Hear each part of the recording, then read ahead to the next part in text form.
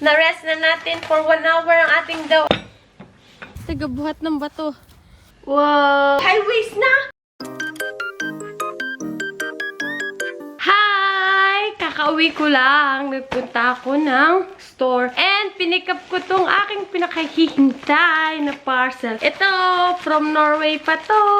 In-order ko to kasi sobrang excited ako na matry ito. Kasi nga, sobrang sensitive ng skin ko. Kaya, ayan.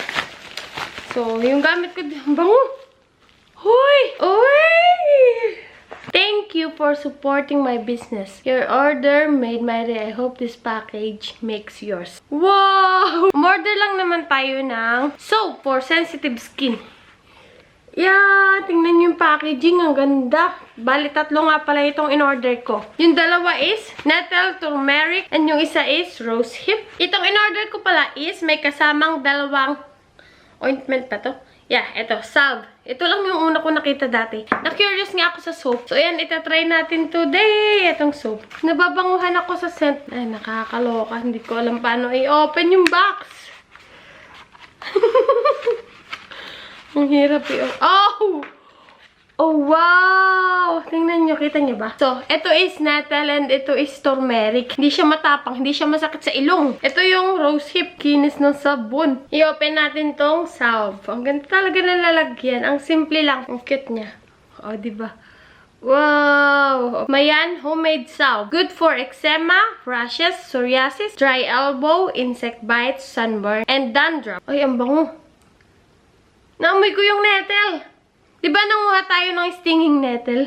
Hatiin natin tong soap na to. Kasi maliligo na agad tayo, ora-orada. Meron ako binili dito na lalagyan ng sabon. Hindi ko pa siya nalalagyan. Ayan. Kasi nga hinihintay ko tong soap na to.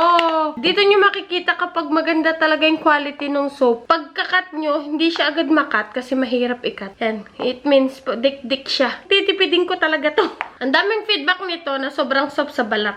Pero let's see. Titingnan natin. Meron tayong lalagyan. Ibalik natin dito. Babalik natin. Yan. Diba? Nilagay ko ulit dito. Katatapos ko lang maligo, may sassy babes. And yes, ginamit na natin yung soap. And grabe, sobrang soft sa balat. O, tingnan nyo. At saka sa mukha, grabe. Isang beses ko pala nagamit. Tanggal agad yung mga nandito ko. Araw-arawin ko na nagamit yung soap na yun. And, nung paggamit ko, hindi siya madaling matunaw. Unlike no other soap. Hi! May parcel tayong dumating. Open na natin. Doon diniliver sa kabilang bahay. Oh! Wow! Ang ganda! I have another one. Gagamitin natin to sa bag. Mag-bake tayo ng Spanish bread. First time kong gagawa nitong Spanish bread dito sa Netherlands. Nung isang araw ko pa gustong gumawa ng Spanish bread. And today, matutuloy na. Gusto ko itong Spanish bread. Lalo na si Justin. Yun palagi yung kinakain niya na bread sa Pinas. Nung nasa Pinas pa siya. Paghalo-halo ko na yung dry ingredients. Pero, lagyan natin ng yeast. Kailangan natin i-measure ang bawat ingredients. So, dito, 2 teaspoon natin. Lagyan ng yeast. Tingnan natin ang kakalabasan. Parang madami itong gagawin ko ah. So, gamit tayo ng milk. Let's put some eggs. Whoop. Whoop. Wait muna tayo ng 1 hour para medyo lumaki to and magbusa. Yung isa, tagalinis ko.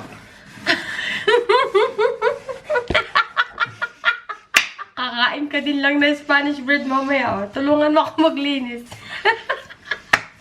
Put sauce ka. Ito na yung ating magiging filling. So, breadcrumbs, butter, and sugar. So, yan. Mix lang natin to. Mix, mix, mix. Na-rest na natin for 1 hour ang ating dough. At medyo umalsa na siya. When I walk into the kitchen, you saw the look on my face. You saw the look on my had to get out of this place. I sensed something I've never seen before. When you put on the pineapple, we couldn't be friends anymore. Pineapple doesn't go on pizza. It's a fruit and you know that. Pineapple doesn't go on pizza.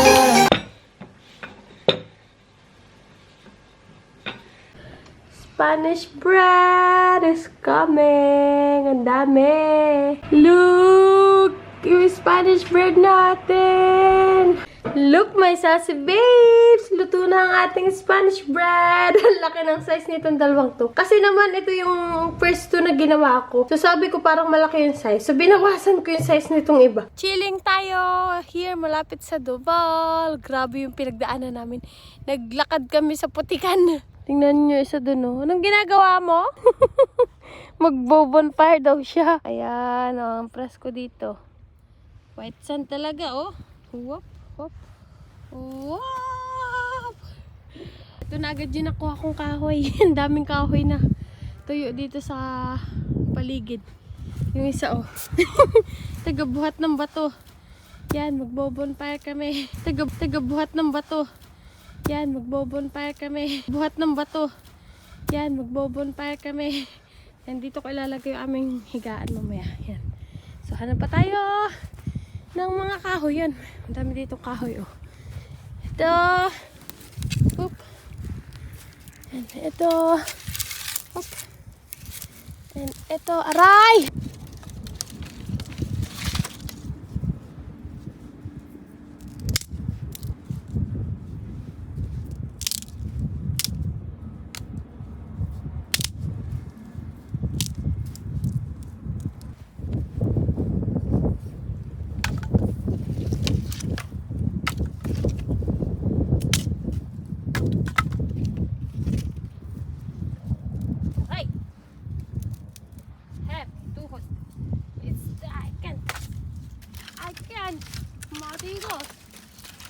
Tingnan nyo itong baon ko. Spanish bread. Sinong gusto? I can change you.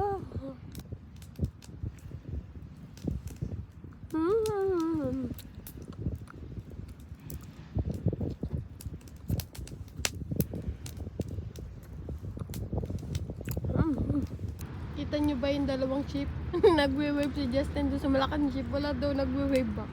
Tawa ako ng tawa. May bago na naman tayong bag. Ito yung isa sa dream bag ko talaga. And ito. Oh, ang ganda. Diba?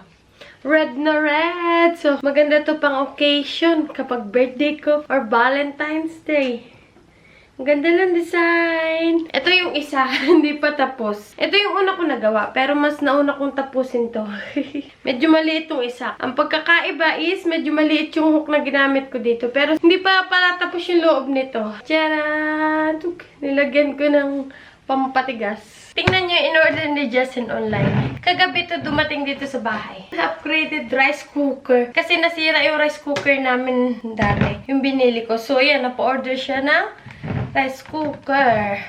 So, ang kagandahan dito sa rice cooker na to is, yan, may mga pipindutin na kayo dito. Pwede ka mag-init ng soup, tapos langsam koken kung gusto nyo mabagal. And pwedeng brown rice, white rice. Hindi ko alam itong sauterin. Tomen. Hindi ko alam kung ano yung mga to. Meron tayong tahong dito, ang lalaki, oh. Lilinisin pa natin. But, magsaing tayo. Try natin gamitin ito. Bagong-bago talaga. So, yan. May takalan na naman, oh. Tsaka meron na naman kasamang ganito. Pangakal. Ito, yan, bago. So, isang araw kasi nagluluto kami ni Justin ng rice. Tinuturuan ko siya magluto ng rice. Eh, medyo hindi pa niya kabisado. Napikot ata siya. Kasi tinuturo ko sa kamay niya. Hindi niya makuha-kuha. So, ayan. Napa-order siya ng rice cooker na wala sa oras. Pero, yeah. So, I just got home. Meron ako appointment sa Clemente House at 2 p.m. And nandun na ako, 1:40 pa lang. Oh, grabe yung ulan, lakas! Grabe talaga yung kaba ko. Pero mabait naman yung nag-interview sa akin. And tinanong niya kung masaya ako dito sa Netherlands. kung anong ginagawa ko, kung may work na ako. And tinanong niya ako kung marunong na ako mag-Dutch. Yeah, sabi ko marunong na ako kasi uma-attend ako ng Dutch lesson. And yeah, tinuturuan ako ng mama ni Justin. And grabe, tumagal ng 1 hour and 40 minutes yung aming pag-uusap. Kasi naman, by the end of the interview, nag-exam ako. Short exam. Kasi kailangan nilang malaman kung hanggang saan na yung alam ko about Dutch. So, ayun, nag-exam. Bali, 45 minutes. Pero natapos ko siya ng 28 minutes lang. And medyo nakakalito yung pahuli. Kailangan lang talagang talasan ito, oh. And meron akong bagong hobby na na-discover. And gusto ko siyang itry. Kaya naman, sinubukan na natin. So, ito, oops! Meron na tayo nito.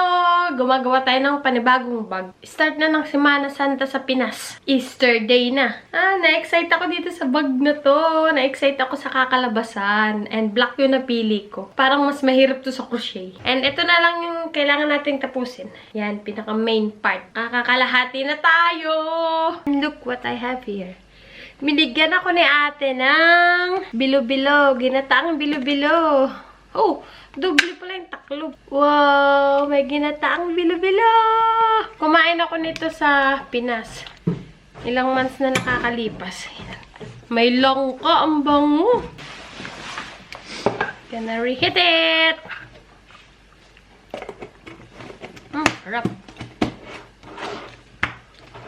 Ang sarap! Ginataang bilo-bilo na may langka, na may sweet potato. Kain tayo!